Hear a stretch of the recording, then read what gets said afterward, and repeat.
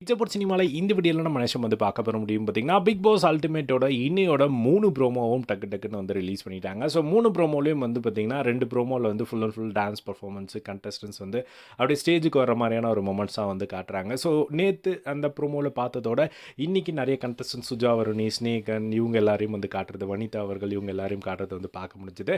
And இன்னொரு ப்ரோமோவில் வந்து பார்த்தீங்கன்னா ஃபுல் அண்ட் ஃபுல் வந்து கமல் சார் வந்து கண்டஸ்டன்ஸ் எல்லாரும் உள்ளே என்ட்ராகக்கூடியவங்க கிட்ட வந்து உட்காந்து ஒவ்வொருத்தர் வந்து பேசுகிற மாதிரியான ஒரு காட்சிகள் வந்து பார்க்க முடிஞ்சது. ஸோ அதில் வந்து பார்த்திங்கன்னா ஃபர்ஸ்ட் அபிராமி கிட்ட வந்து கமல் சார் வந்து கேட்குறாரு, இந்த மாதிரி வந்து போன தடவை வந்து உங்கள் வெற்றிக்கு தடங்களாக இருந்தது என்னன்னு கண்டுபிடிச்சிட்டிங்களா அப்படிங்கிற மாதிரி கேட்குறாங்க. அதுக்கு அபிராமி இருந்துட்டு கண்டுபிடிச்சிட்டேன், பட் ஆனால் நான் இப்போ சொல்ல மாட்டேன் அதை அப்படிங்கிற மாதிரி வந்து சொல்கிறாங்க.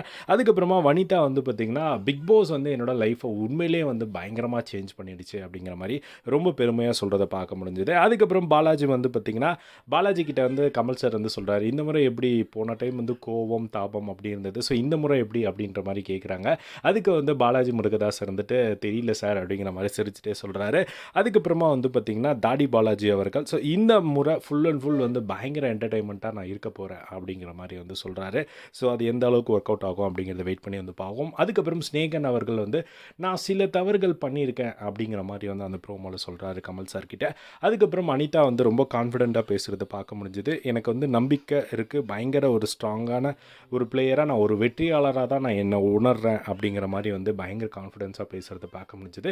அதுக்கப்புறம் லாஸ்ட்டாக வந்து ஜூலியை வந்து காட்டுறாங்க. ஸோ ஜூலி கிட்டே கமல் சார் வந்து கேட்டிருப்பார் போல், எப்படி இந்த நெகட்டிவிட்டி எல்லாம் ஹேண்டில் பண்ணிங்க அப்படின்னு சொல்லிட்டு ஜூலியோட ஆன்சர் வந்து சத்தியமாக எனக்கு தெரியல சார், நான் எப்படி ஹேண்டில் பண்ணேன் அப்படின்னு சொல்லிட்டு அப்படிங்கிற மாதிரி வந்து சொல்கிறாங்க. அப்போது ஜூலி கையில் வந்து பார்த்திங்கன்னா ஏதோ வெங்காயம் மாதிரி வந்து ஏதோ கொடுத்துருக்காங்க, என்ன மேட்டர் அப்படிங்கிறது தெரியல. ஸோ எபிசோட் பார்க்கும்போது வந்து நம்மளுக்கு தெரியும். ஸோ இன்னிலேருந்து பிக் பாஸ் அல்டிமேட் வந்து ஸ்டார்ட் ஆக போகுது. ஸோ இன்னிலேருந்தே நம்ம சேனலில் அப்டேட்ஸ் வந்து பேக் டு பேக் வந்துகிட்டே இருக்க போது, அதுவும் 24/7 அப்படிங்கிறனால நிறைய கண்டென்ட் வந்து நம்ம எல்லாருக்கும் கிடைக்கும் அப்படிங்கிறதா எதிர்பார்ப்பு. ஸோ என்னென்ன நடக்குது அப்படிங்கிற அப்டேட்ஸ் எக்ஸ்க்ளூசிவாக ஹைலைட்டான அப்டேட்ஸ் எல்லாமே நம்ம சேனலில் வந்துகிட்டே இருக்கும். மறக்காமல் நம்மளோட சேனலை சப்ஸ்கிரைப் பண்ணி சப்போர்ட் பண்ணுங்கள். தேங்க்ஸ் ஃபார் வாட்சிங் திஸ். பை.